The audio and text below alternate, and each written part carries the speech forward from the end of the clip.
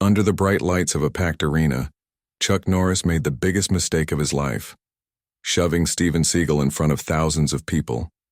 What seemed like a simple humiliation transformed into a legendary rivalry that would take them from Las Vegas to the temples of Okinawa. There, amidst fire, honor, and redemption, they would both discover that the true enemy wasn't each other but their own pride. The Las Vegas Convention Center had never been so alive. Under the dazzling lights, the Global Martial Arts Legends Expo was in full swing. Every seat was filled. Every screen broadcast live to the entire world. It wasn't just another event. It was history. For the first time, Chuck Norris and Steven Seagal would share the same stage. The audience murmured with anticipation. Two of the greatest martial artists in film history side by side. The legends everyone had argued about for decades were finally face to face. Backstage, Seagal sat cross-legged, still as a lake. He wasn't one for showmanship. His voice was soft, his presence unwavering. He had agreed to attend as a gesture of respect, not competition. Norris, on the other hand, was still the star of the show, charming, disciplined, but with a fire that hadn't yet died down. He had been a showman since the 1970s and knew how to command a crowd, but beneath that controlled facade, tension simmered. Norris couldn't stand the rumors that Seagal claimed to be the best real fighter in Hollywood. To Norris, that was an insult. He had bled in the ring, won every belt, trained warriors, while Seagal, in his opinion, had only ever played a fighter on screen. When they met backstage, Seagal greeted him with a respectful bow. "It's an honor, Chuck." Norris offered a faint smile. "We'll see if it's mutual at the end of the night." Seagal's eyes widened slightly. "Calm, patient, unflappable. The only battle worth fighting is against your own ego." Norris chuckled. "Mine isn't the one that makes the headlines." When they walked onto the stage, the crowd erupted in cheers so loud the floor shook. 2 chairs were set up in the center. The announcer, a well-known fight promoter, held the microphone with the energy of a ring announcer. "Ladies and gentlemen, the living legends, Chuck Norris and Steven Seagal." The cameras flashed. The 2 men shook hands stiffly. The announcer smiled. "Now then, the fans want to know who would win in a real fight." The audience roared with excitement. Seagal remained silent. Norris smiled tensely. "Well, I've been retired from fighting for decades, but I'd still bet on experience." Seagal finally spoke. "Experience doesn't always mean awareness." The audience reacted with murmurs and boos. Sensing the rising tension, the host laughed nervously. "Come on, we're not starting a war up here, are we?" Norris leaned forward, his tone half playful, half serious. "It's not a war, I'm just saying. Some people let movie myths go to their heads." Seagal tilted his head, impassive. "And some people mistake humility for weakness." The air grew heavy. The host tried to ease the tension. Perhaps a friendly demonstration would do the trick. The audience roared with approval. The host cleared a space in the center of the stage. Norris smiled at the audience. "Want to see if the man's reflexes are real?" Seagal shrugged. "Show me your truth, Chuck." Norris stepped forward. "Sure, I don't do what's safe," Seagal replied calmly. "I do what's conscious." The audience held its breath. Norris took a slow step, then another, feigning light movements, testing Seagal's composure. But Seagal didn't move, remaining perfectly still, hands behind his back, eyes silently watching. Norris's smile vanished. "Come on, at least move." Seagal's voice was soft but sharp. "When the mind moves first, the body is late." Something inside Norris snapped. He lunged forward suddenly. It wasn't a punch or a kick, just a quick shove to Seagal's chest. But Seagal hadn't expected it. His heel caught on the edge of the stage, and before anyone could react, he fell. The audience gasped. The announcer froze, the microphone halfway to his mouth. Seagal hit the lower platform hard, falling backward, the air escaping his lungs. For 3 seconds, the world was silent. Then chaos erupted. Good heavens. Chuck pushed him. That was real. Oh my God, Seagal fell. Norris stood motionless, eyes wide. "Steven, I didn't mean to do it." But Seagal didn't move. Stagehands rushed toward him. Cameras flailed in every direction. Security tried to control the crowd. Norris dropped to his knees at the edge of the stage. "Steven, I swear I didn't mean to." Then Seagal moved. Slowly, deliberately, he sat down. His hair was a little disheveled, but his face as serene as ever. He looked up at Norris. No anger, no pain, just silence. Norris swallowed.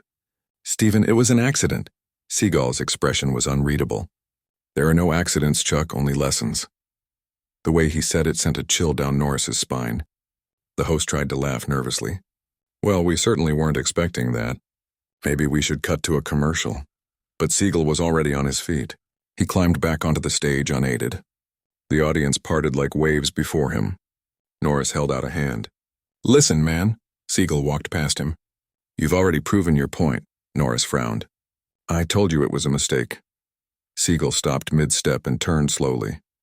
I know, but so is underestimating silence. And with that, he left the stage, leaving Norris staring at him as thousands of cameras captured his stunned expression. That night, the internet exploded. Clips of Seagal's shove went viral worldwide. Chuck Norris pushes Seagal off the stage. It was real. The fall that shook Las Vegas. Seagal's calm reaction goes viral. Everyone had an opinion. Some said it was staged, others swore it wasn't, but everyone agreed on one thing. Chuck Norris didn't look proud.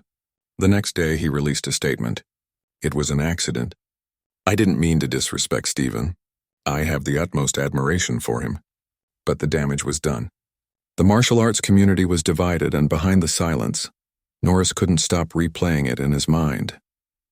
That look Seagal gave him before walking away wasn't anger. It wasn't pain. It was something else. Sorry. And somehow that made him feel worse. If you don't want to miss our content, hit the like button and subscribe below. Also, turn on notifications and tell us where you're listening from. We appreciate your support. 3 days later, Norris received a letter at his hotel. It had no address or return address, just his name written on the envelope. Inside was a single line written in neat, even handwriting. Sometimes the fall we cause is what teaches us to stay still. No signature, but it didn't need one. He knew it was from Seagal. That night, Chuck couldn't sleep. The weight of that moment still pressed on his chest. He was no longer the arrogant cowboy from the movies. He was a man who had allowed his pride to literally push him over the line of respect. So the next morning, he booked a flight to Louisiana where Seagal was filming a charity documentary. For the first time in decades, Chuck Norris wasn't looking for a fight. He was looking for peace, and something inside him told him he was about to learn what true humility meant. The private jet landed silently at a small airfield near Baton Rouge. The sun hung low, casting orange light across the horizon. Chuck Norris stepped out wearing sunglasses and carrying a bag over his shoulder, his mind heavy. He hadn't told anyone where he was going. Not his agent, not his PR team, not even his wife. He was tired of explaining himself to reporters. He didn't want headlines. He wanted Steven Seagal. 3 days had passed since the shove. 3 days of headlines, jokes on late-night shows, and social media storms. 3 sleepless nights reliving the moment he'd pushed one of the most easygoing men on the planet in front of millions. He'd watched the video more times than he cared to admit, and each time the same thing haunted him. Seagal's expression. It wasn't anger, it wasn't shame, it was conscience, and that haunted him more than any criticism. So there he was on a damp Louisiana morning, heading to the quiet spot where Seagal was rumored to be filming a charity documentary. No cameras, no audience, just man to man. The chauffeur dropped him off in front of an old property by the river. Cypress trees lined the water and clumps of Spanish moss hung like silk curtains. In the distance, through the trees, were wooden cabins, some film lights, and people working quietly. And there, on the edge of the dock, standing motionless, staring at the still water, was Steven Seagal. Chuck's boots crunched on the wood. Steven Seagal didn't turn around. You found me. I had to, Chuck said. You didn't answer my calls. Seagal's reflection in the water remained perfectly still. Calls are noise. Silence always understands what you really mean. Chuck sighed. Are you going to keep talking like a Zen fortune cookie? Or are we going to have a real talk? Seagal turned then slowly, calmly, deliberately. His dark, unwavering eyes met Chuck's. You came for something. What is it? Chuck hesitated for a moment. An apology. Seagal didn't react. I shouldn't have pushed you, Steven, Chuck said. I let the moment get the better of me. I shouldn't have gone that far. Seagal watched him silently for a few seconds. Then why did you do it? Chuck frowned. I don't know. Ego, I guess, pride. Everyone's always comparing us. Who's stronger? Who would win? I just wanted to prove that I'm still the man everyone thinks I am. Seagal nodded slightly. Ego is the loudest liar. It makes you believe you're in control, even when it's leading you straight to the abyss. Chuck smiled ironically. You always talk like that. Only when people stop listening to simple words, Seagal replied. The wind blew. across the river. For a moment, neither of them spoke. The silence wasn't awkward, but thick, heavy with meaning. Seagal turned and started walking toward one of the cabins. "Come with me." Chuck followed. Inside, the air smelled of incense and cedar wood. The floor was wooden with simple mats, a low table, and a steaming teapot. There were no cameras or trophies, just peace. Seagal gestured for him to sit. Chuck sat stiffly. "Sure." Seagal poured 2 cups and slid one toward him. "You think fighting made you who you are?" he said. "But it's really what you stopped fighting that defines you." Chuck frowned. "Are you telling me to stop fighting back?" "I'm telling you to stop fighting yourself," Seagal countered. Chuck sighed. "You really believe in all that spiritual stuff?" Seagal's voice was calm. "I don't believe it. I live it." Chuck took a sip. The tea was warm, earthy, comforting. "So do you forgive me?" Seagal looked at him for a long moment. "You're asking the wrong question." He shook his head. "Which one would be the right one?" Seagal placed her cup on the table. "Do you forgive yourself?" That hit him harder than he expected. Chuck blinked. "What?" Seagal leaned forward. "I saw your face when I woke up that night. You didn't push me out of hatred, you pushed me out of fear. Fear that people would stop seeing you as the strong one. You weren't fighting me, Chuck, you were fighting against time." Chuck swallowed. "And you just stood there, unresponsive." Seagal's lips curved slightly. "You can't push someone who isn't resisting for the first time." Chuck had no reply. The silence between them stretched like a mirror. Finally, he said, "You really weren't angry?" Seagal shook her head. "Anger is a thief. It steals clarity." Chuck leaned back. "You're something more, Steven." Seagal smiled gently. "You are too. You just forgot." That sentence hung in the air. Then, without warning, Seagal stood up. "Come here." Chuck Lowe continued outside toward a clearing behind the cabins. There was a small training area, wooden dummies, hanging ropes, and sandbags. "Still training?" Chuck asked. "Every day," Seagal replied. "Good, show me." Chuck hesitated. "You want to spar?" Seagal nodded, but not like in Vegas. This time, no audience, just the truth. Chuck took off his jacket and stepped forward. Old reflexes kicked in. He stood firm, fists raised, eyes fixed. Seagal didn't take any stance, just stood there relaxed, hands open. Chuck grinned. "Are you going to stand like that again?" Seagal nodded. "Go ahead." Chuck moved quickly, not intending to hurt him, just testing him. A quick jab to the shoulder, then a low sweep. Seagal moved like the wind around a flame, redirecting, deflecting his hand. Grazing Chuck's wrist, then his shoulder, then his back. Before Chuck could understand, his balance was gone. He stumbled forward, but Seagal's hand caught him by the collar of his coat just before he fell. Seagal steadied him, her eyes serene. "See? It's always the same." Chuck exhaled. "What?" "The moment you think you're in control," Seagal said, "is when you lose it." Chuck laughed breathlessly. "Are you saying I'm predictable?" "I'm saying you're human," Seagal replied. "But being human isn't weakness, it's awareness." They trained for another 20 minutes. No ego, no anger, just fluidity. Seagal showed him subtle movements, simple redirections, effortless balance. Chuck, for the first time in years, felt something he hadn't felt in decades: humility and peace. When they finished, the sun was setting over the river. The sky was gold and crimson.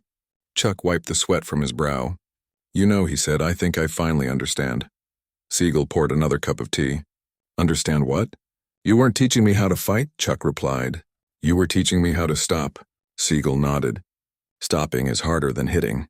But when you master that, no one can push you, not even yourself." Chuck smiled. "You have a line for everything, huh?" Seagal smiled slightly, only for the moments worth remembering. That same night, as the river wind rustled the cypress trees, Steven Seagal and Chuck Norris sat by a campfire. The silence between them was no longer awkward. It was respect. The flames cast long shadows across their faces, recalling years of movies, fights, cameras, fame, and loneliness. Seagal tossed a piece of wood into the fire. "You know what surprised me most that day, Chuck?" "What, that I didn't recognize you?" "What do you mean I didn't?" Chuck asked, confused. "I saw the man, but not the warrior. The Chuck I knew, the one who inspired millions, doesn't push. He teaches." Chuck lowered his gaze, his voice subdued. "That man disappeared when I started believing the character." Seagal nodded slowly. "We all fall into that illusion sometimes, but the character never suffers. The real man does." The fire crackled. Crickets chirped in the darkness. Chuck broke the silence. "And you never fell for that?" Seagal smiled, staring at the embers. Of course I did. I thought silence would make me wise, but it only made me distant. Balance isn't found in noise or emptiness. It's found in listening to what lies in between.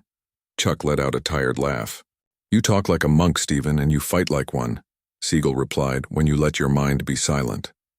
For a moment, the air was thick with nostalgia.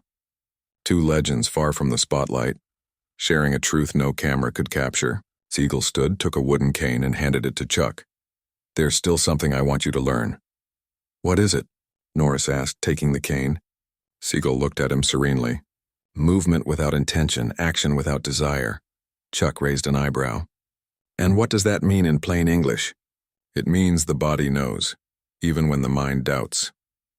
Look, Seagal adopted a relaxed stance, his feet firm but without tension. The cane moved in his hands as a natural extension of his breath. Every turn, every strike, every shift was so fluid that it seemed impossible to tell where thought ended and action began. Chuck watched, fascinated. It doesn't look like strength, it looks like dance. Seagal nodded. Exactly. True mastery doesn't seek to dominate, but to understand. Your opponent isn't the one in front of you. Chuck is the one who lives inside you. Chuck swallowed. That guy's been winning too many fights lately. Seagal placed the cane on the ground. Then it's time you met him. There was a silence. Chuck understood, closed his eyes, took a deep breath, and got into a fighting stance. This time there was no technique, no ego, no audience, only breath and movement. Seagal stayed close, watching. Let the body respond. Don't force it. Chu began to move slowly at first, then with more rhythm. Each strike flowed into the next. Each turn transformed into balance. It was a choreography without music, guided only by the intention of breaking free from control. Suddenly, a flash. The cane escaped her hand, spun in the air, and landed softly at Seagal's feet. Chuck opened his eyes. You saw it, Seagal smiled. I felt it. For the first time in a long time, Chuck Norris truly smiled. A smile without a mask. Seagal then spoke calmly. Respect isn't demanded, it's given. When you give it, it comes back on its own. Chuck nodded. I think I'm beginning to understand why I never saw you lose control. Because I learned that winning doesn't always mean hitting harder, Seagal replied, but falling gracefully when necessary. The fire crackled once more, illuminating both men's faces. At that moment, an engine could be heard in the distance. Two black pickup trucks were approaching along the forest road. Chuck frowned. Are you waiting for someone? Seagal shook his head. No. Headlights pierced the darkness. The vehicle stopped in front of the cabin. Three men in dark suits stepped out of the gates. One of them carried a professional camera. The leader approached. Gentlemen, I'm sorry to interrupt, but the whole world wants to see you together. We've arranged an exclusive interview. Chuck sighed. This wasn't part of the plan. Seagal remained motionless. There's no plan when the intention is pure, she said, though her eyes betrayed a hint of discomfort. The man insisted. Just 5 minutes, please. People need to see there's no rivalry between you two. Chuck looked at Seagal. What do you say? Seagal stood up slowly. Okay, but there's no stage this time. Minutes later, the cameras were rolling. The nervous reporter cleared his throat. We're witnessing a historic moment. Two martial arts legends, Chuck Norris and Steven Seagal, face to face after the Las Vegas incident. Chuck interrupted. It wasn't an incident, it was a lesson. Seagal looked at him approvingly. Yes, a lesson we both needed. The reporter smiled. So no hard feelings? Seagal replied calmly. Resentment is like holding a hot rock, hoping it will burn someone else. I let go of it a long time ago. Chuck nodded. Me too. The interviewer tried to add drama. But if you had to face off today, who would win? There was a silence. Then Seagal smiled slightly. The one who doesn't fight. Chuck laughed. Then I retire undefeated. The cameras captured that moment of complicity. Two men who had left behind the reflections of his pride. It was the perfect ending, but what happened next was unexpected. When the film crew left, the man in the dark suit who had brought them stayed behind. He waited until the others had walked away. Then he turned to them.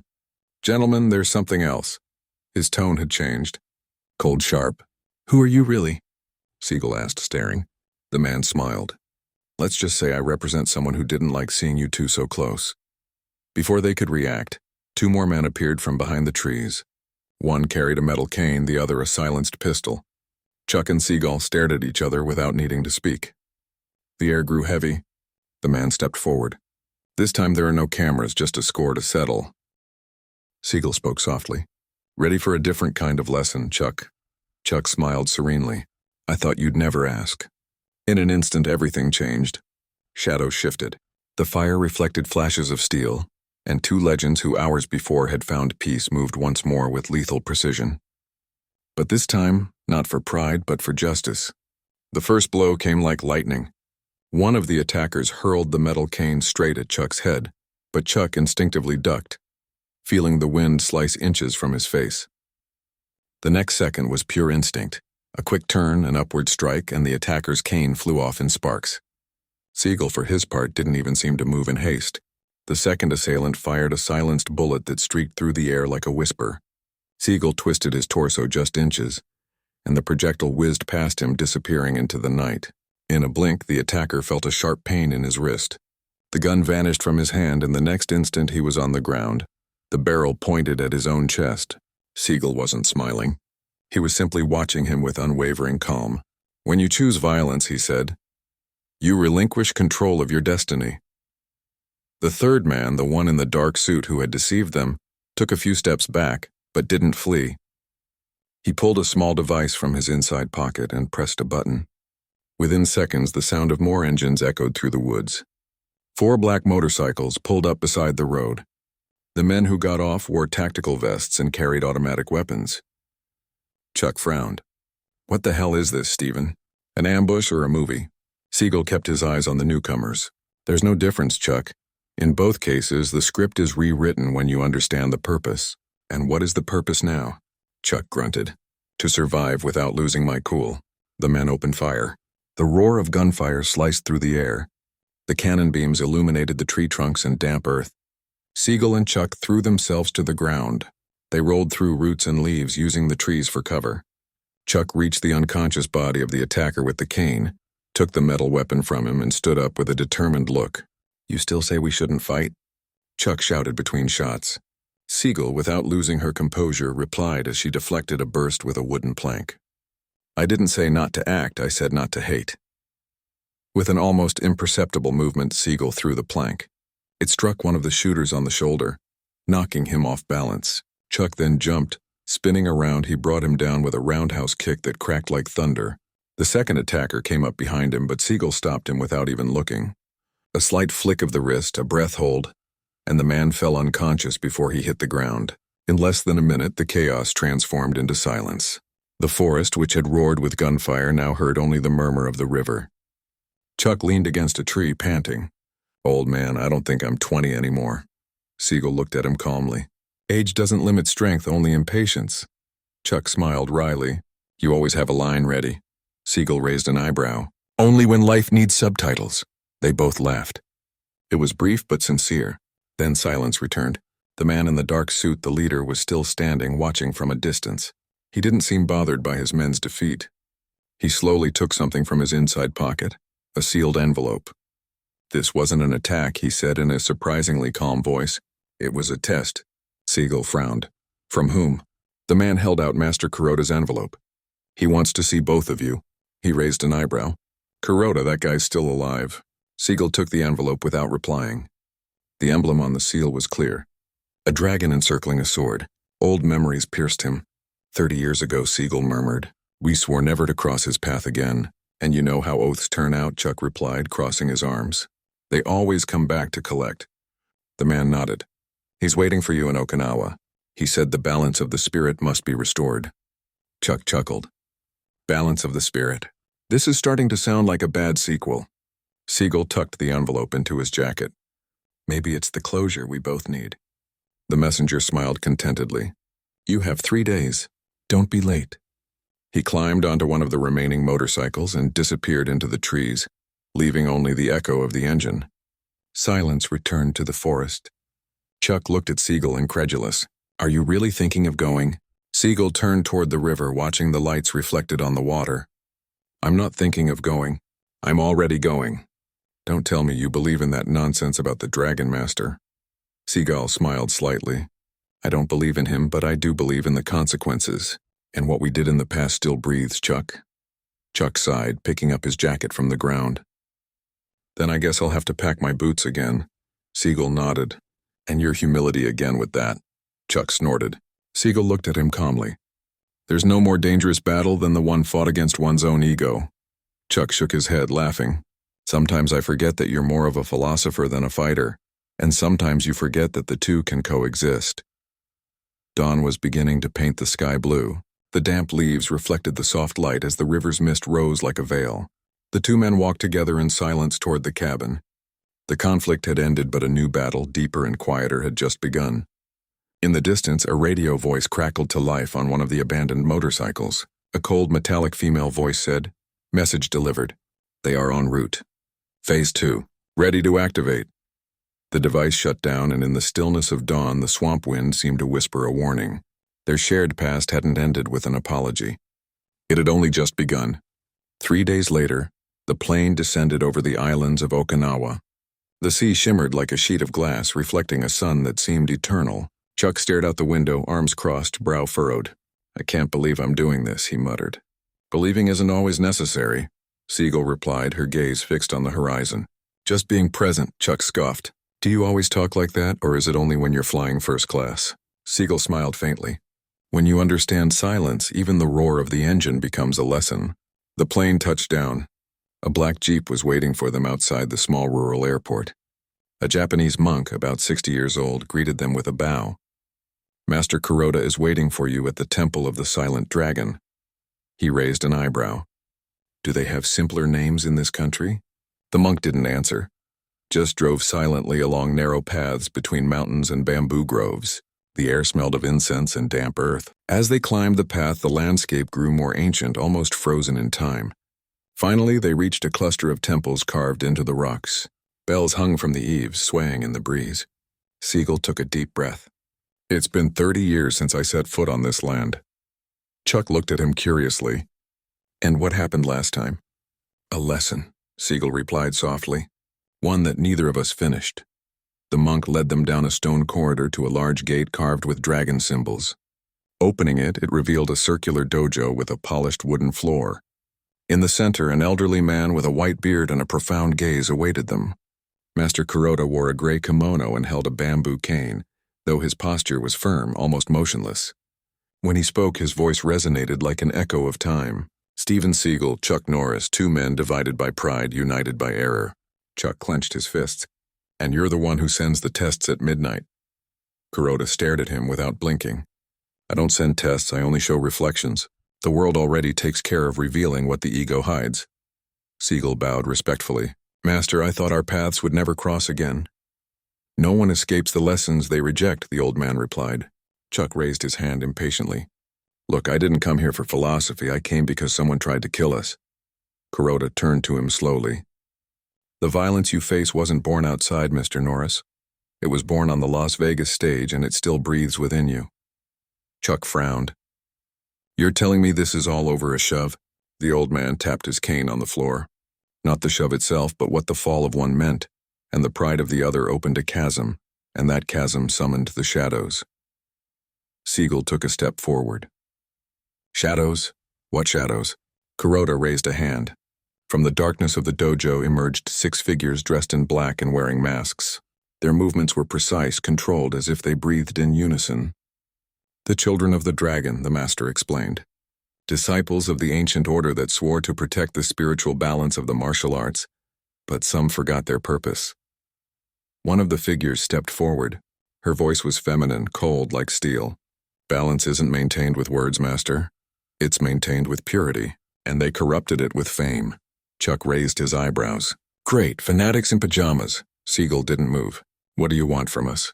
The woman drew a short katana. "We want you to be held accountable." You two represented ego disguised as discipline, showbiz idols, the falsehood of the modern warrior. It's time to purify the legacy. Chuck stepped forward. "Well, you're going to need more than a speech and a costume to do it." Master Kuroda raised his staff. "Enough." His voice was so powerful that the echo reverberated between the stone walls. The 6 warriors stopped. "There will be no bloodshed here," the elder said.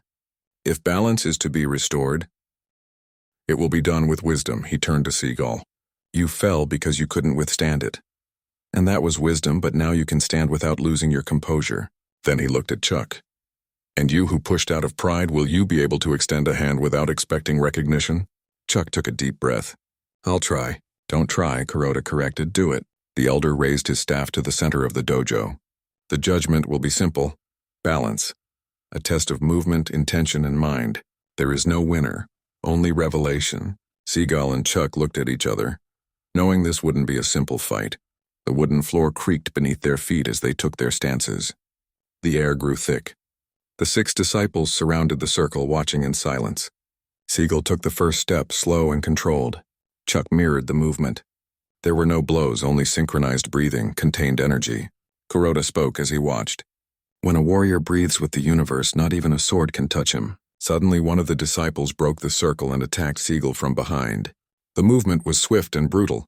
Seagal spun effortlessly, catching the enemy's arm and throwing him with a fluid motion. The body hit the ground with a thud. Chuck moved instantly, blocking another attacker who lunged at them. In seconds, the circle became a dance of balance and precision.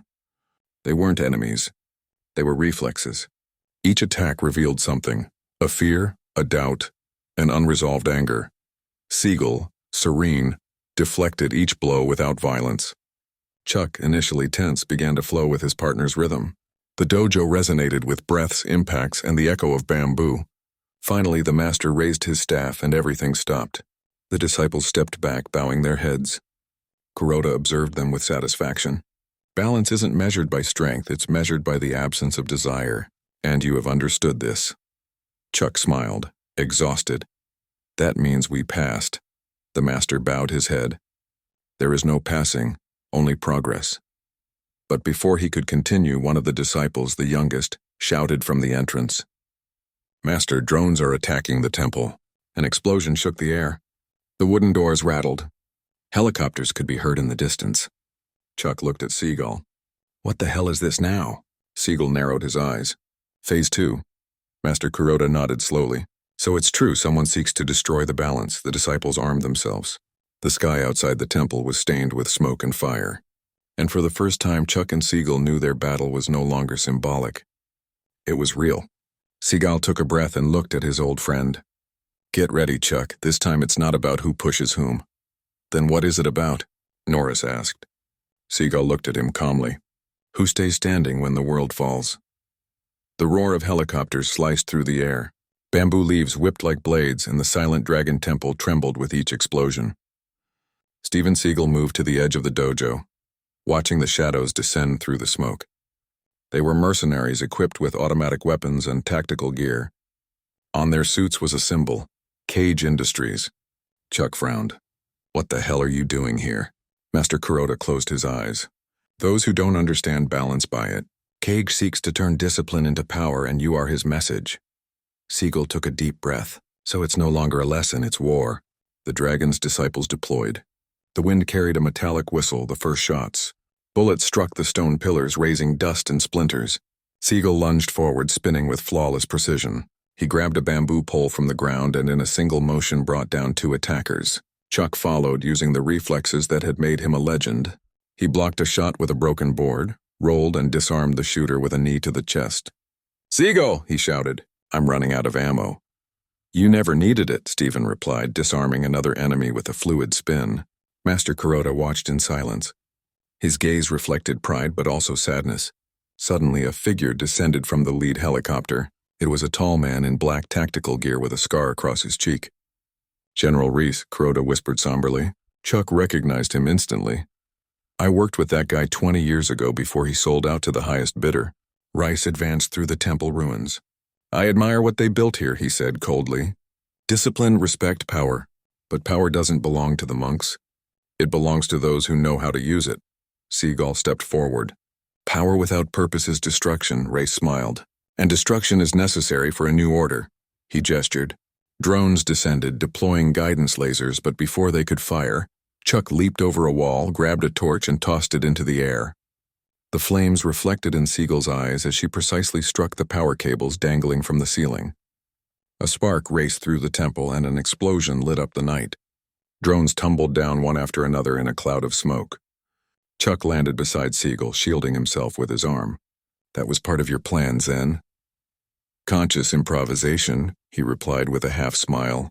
The mercenaries retreated. Rice, furious, drew a black carbon blade. If balance is what they defend, let's see how it holds up against chaos. He lunged at Seagal with superhuman speed. The sound of steel clashed in the air. Seagal blocked, dodged, and spun, his movements as smooth as water. Chu intervened with a side kick that sent the enemy reeling. But Race was strong, stronger than he looked. He struck Chuck in the chest, sending him crashing into a pillar. The impact was brutal. Seagal whirled around in barely contained fury, his gaze now blazing. You should never have touched him. The fight became a whirlwind. Every blow from Rice was pure power. Every defense from Seagal a precise dance. Master Kuroda watched in silence, murmuring an ancient mantra. Finally, Seagal caught his enemy's arm, immobilized him, and with a levering motion brought him down. The sharp crack of bone breaking echoed through the temple. Race screamed in pain, trying to grab his weapon. Seagal placed her hand on his chest and whispered, "Balance isn't imposed. It's chosen." And with a final movement, she applied an ancient technique that left the enemy unconscious, breathing but motionless. Chuck got back to his feet, coughing. "I don't know what you did, but it reminded me why I never wanted to fight you." Seagal reached out and helped him up. "This time we didn't fight each other, Chuck. We did it together." Master Kuroda approached, leaning on his staff. "Balance has been restored, even if the world doesn't yet understand." The temple flames burned softly behind them. Disciples tended to the wounded, and dawn was beginning to paint the sky red and gold. Chuck gazed at the horizon. "So what do we do now?" Seagal smiled, watching the sun rise over the mountains. "Return to the stage, but this time not to show strength, but respect." Kuroda nodded. "The spectacle can be a lesson if the soul guides the purpose." Chuck chuckled softly. "I never thought I'd hear that from a teacher." Seagal gazed at him serenely. "Even masters learn." The wind rustled between the temple pillars, carrying away the ashes of conflict. Balance, though fragile, had returned. The two warriors walked together toward the stone path, leaving the past and pride behind. The sun bathed them in a warm light, and the master silently murmured, "Two men, one destiny, not rivals, but guardians of balance." The camera slowly rose, revealing the temple ruins, the sea of bamboo, and the clear sky. In the distance, a phrase appeared on the horizon. "True power is not demonstrated, it is mastered."